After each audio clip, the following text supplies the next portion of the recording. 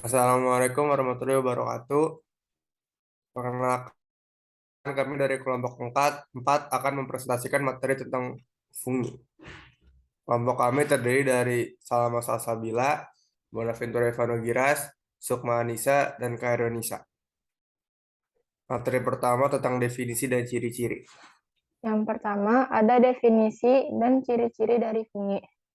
Fungi adalah organisme kecil, umumnya mikroskopis, eukariotik berupa filamen atau bening, bercabang, menghasilkan spora, tidak mempunyai klorofil, dan mempunyai dinding sel yang mengandung kitin, selulosa atau keduanya. Lalu ada ciri-ciri fungi. Yang pertama, ciri umumnya bersifat multiseluler atau terdiri atas banyak sel. Yang kedua, bersifat eukariotik atau memiliki membran inti dan heterotrof, tidak bisa membuat makanan sendiri. Yang ketiga, habitatnya lembab. Umumnya fungi hidup di tempat yang lembab. Yang keempat, reproduksi menghasilkan spora. Pada jamur yang uniseluler, reproduksi vegetatif dilakukan dengan pembentukan tunas yang akan tumbuh menjadi individu baru. Pada jamur yang multiseluler dilakukan dengan cara fragmentasi hifa dan pembentukan spora vegetatif. Fragmentasi hifa atau pemutusan hifa. Potongan hifa yang putus tumbuh menjadi individu baru. Pembentukan spora vegetatif yang berupa sporangiospora dan kondiospora. Jamur yang telah dewasa menghasilkan spongiofora atau tangkai kotak spora. Pada ujung spongiofora terdapat sporangium atau kotak spora. Di dalam kotak spora, pembelahan sel dilakukan secara mitosis dan menghasilkan banyak spongiospora dengan kromosom yang haploid. Yang kelima, tubuh hifa. Tubuh jamur tersusun atas komponen dasar yang disebut hifa. Hifa membentuk jaringan yang disebut miselium. Miselium menyusun jalinan-jalinan semu membentuk tubuh buah hifa. Hifa sendiri adalah struktur menyerupai benang yang tersusun dari dinding berbentuk pipa. Dinding ini menyelubungi membran plasma dan sitoplasma hifa. Sitoplasmanya mengandung organel eukariotik. Kebanyakan hifa dibatasi oleh dinding melintang atau septa. Lalu materi selanjutnya adalah tentang sifat dan reproduksi. Sifat-sifat fungi. Sifat fungi dibagi menjadi 3, yaitu parasit obligat, parasit fakultatif, dan saprofit. Parasit obligasi merupakan sifat jamur yang hanya dapat hidup pada inangnya, sedangkan di luar inangnya tidak dapat hidup. Misalnya pneumonia carini, atau itu biasanya kamir yang menginfeksi paru-paru pada penderita AIDS. Lalu yang kedua ada parasit fakultatif. Jamur yang bersifat parasit jika mendapatkan inang yang sesuai, tetapi bersifat saprofit jika tidak mendapatkan inang yang cocok. Lalu yang ketiga ada saprofit, merupakan jamur pelapuk dan mengubah susunan zat organik yang mati. Jamur saprofit menyerap makanannya dari organisme yang telah mati seperti kayu tumbang dan buah jatuh. Lalu ada cara reproduksi dari jamur. Yang pertama tuh cara reproduksi seksual. Biasanya jamur bereproduksi secara generatif karena kondisi lingkungan yang berubah atau pada kondisi darurat lainnya. Keturunan yang dihasilkan sendiri memiliki genetik yang beragam dan dapat lebih adaptif terhadap perubahan lingkungan.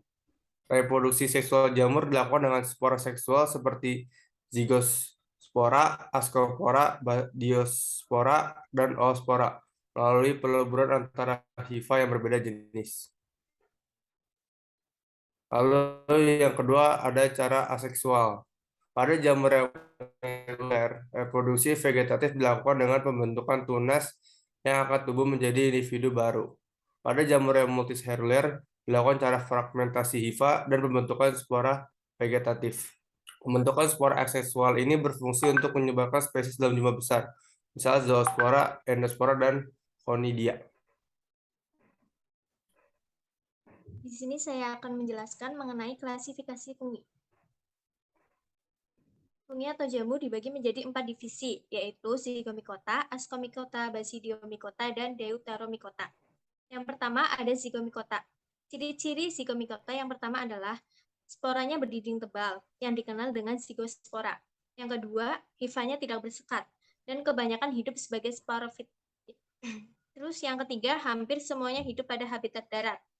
Yang keempat, reproduksi secara aseksual dan seksual.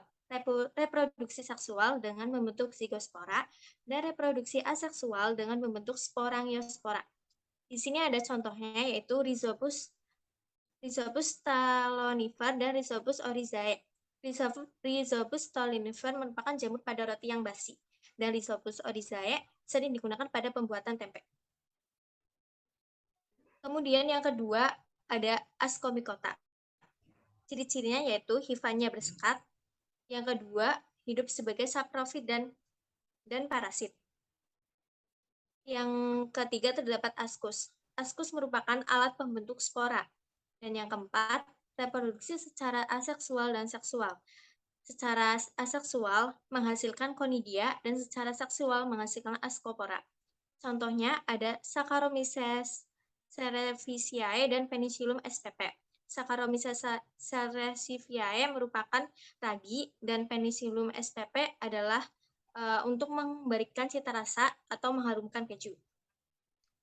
Kemudian yang ketiga ada Basidiomycota. Ciri-cirinya yang pertama, tubuh buah seperti payung.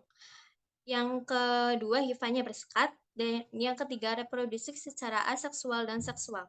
Aseksual membentuk conidia, oidia, dan chlamydospora. Dan seksual membentuk basidiospora yang terletak di permukaan basidium. Jamur ini mudah dikenal karena umumnya memiliki tubuh buah seperti payung. Contohnya ada Volvaniella volvacea, yaitu jamur merang yang bisa dimakan, dan Auricularia polytricha. Dan yang terakhir ada Deuteromycota. Ciri-cirinya yang pertama adalah hifanya bersekat. Yang kedua, hidup secara saprofit dan parasit. Bersifat saprofit pada bahan organik dan bersifat parasit pada tanaman-tanaman tinggi serta dapat merusak tanaman hias. Yang ketiga, berkembang biak secara aseksual. Contohnya yaitu berkembang biak secara aseksual dengan membentuk conidia. Pada Deuteromycota belum diketahui fase seksualnya sehingga jamur divisi Deuteromycota ini disebut jamur yang tidak sempurna. Contohnya ada Aspergillus, yaitu menyebabkan penyakit yang ditandai dengan gangguan pernafasan. Kemudian ada Epidermophyton, yaitu jamur yang menyebabkan kutu air. Selanjutnya yaitu adalah manfaat dan dampak negatif dari fungi. Penggunaan manusia dalam jamur untuk persiapan makanan atau pelestarian keperluan lainnya sangat luas dan memiliki sejarah panjang.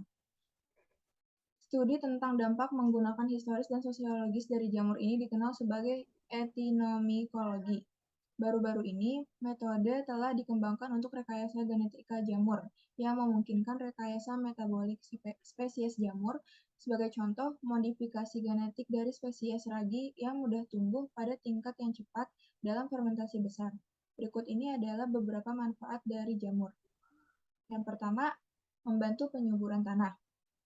Dalam bidang pertanian, tidak diasingkan lagi bahwa jamur sebagai organisme saprofit sangat penting dalam membantu mengembalikan kesuburan tanah. Jamur-jamur saprofit menghancurkan kayu daun-daunan sehingga menjadi mineral kembali.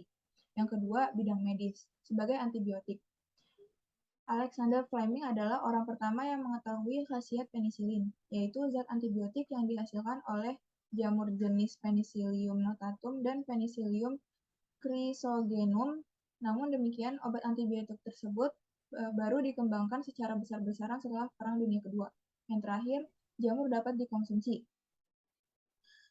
Salah satunya yaitu berperan dalam fermentasi. Misal pada proses pembuatan tape, yaitu jamur Aspergillus oryzae, proses pembuatan roti yaitu jamur Saccharomyces cerevisiae, proses pembuatan kecap yaitu jamur Aspergillus lenti, proses pembuatan oncom yaitu jamur Neorospora Cytophylla, dan proses pembuatan keju adalah jamur Penicillium camemberti.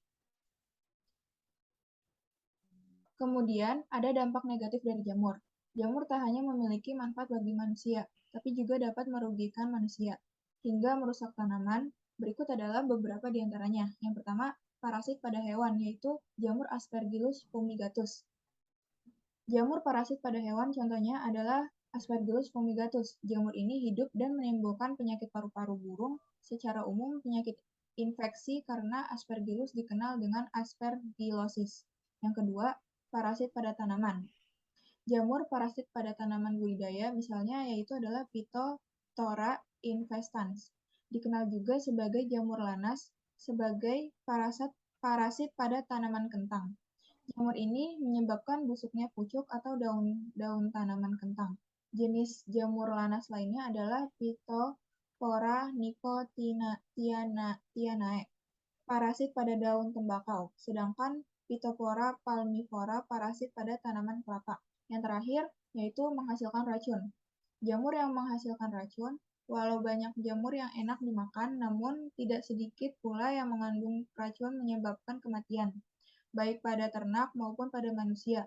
Contoh jamurnya itu ada Aspergillus flavus yang menghasilkan racun aflatoksin dan Amanita phalloides menghasilkan racun valin yang dapat merusak sel-sel darah merah.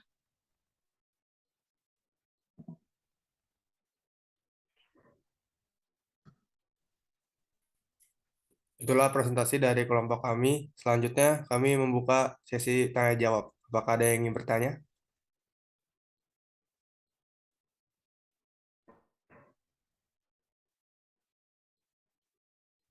Ya, silakan Haji.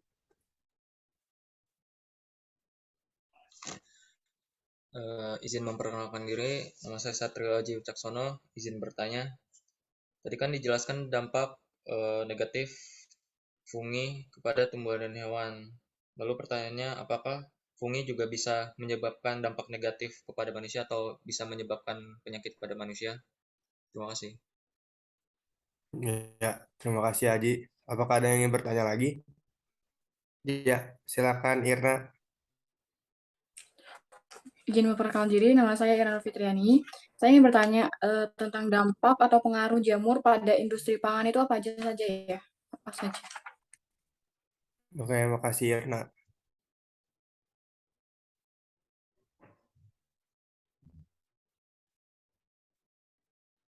Langsung jawab. Baik, untuk pertanyaan pertama yang diberikan oleh Aji, pertanyaannya, apakah jamur bisa menyebabkan penyakit pada manusia? Jawabannya, meski umurnya tidak berbahaya, beberapa jenis jamur dapat menyebabkan gangguan kesehatan serius, seperti infeksi jamur pada manusia paling sering terjadi di kulit. Namun, infeksi jamur juga dapat menyerang bagian tubuh lain seperti paru-paru, aliran darah, dan lapisan pelindung otak dan saraf tulang belakang atau meningen. Baik, sudah terjawab pertanyaannya? Sudah, terima kasih. Oke, selanjutnya saya akan menjawab pertanyaan dari Irna. Pertanyaannya, dampak atau pengaruh jamur pada industri pangan. Jamur dapat tumbuh pada berbagai jenis pangan, dan pertumbuhannya akan menyebabkan terjadinya kerusakan pangan, di antaranya kerusakan flavor, warna, pelunakan, dan terbentuknya senyawa yang bersifat racun. Kerusakan tersebut disebabkan karena jamur dapat menghasilkan enzim ekstraseluler yang memecah senyawa-senyawa pada pangan, serta dapat menghasilkan metabolit sekunder yang toksik atau mitotoksin. Itu jawabannya. Apakah sudah terjawab? Sudah, terima kasih. Sekian presentasi dari kami kelompok 4. Kurang lebihnya kami mohon maaf. Assalamualaikum warahmatullahi wabarakatuh.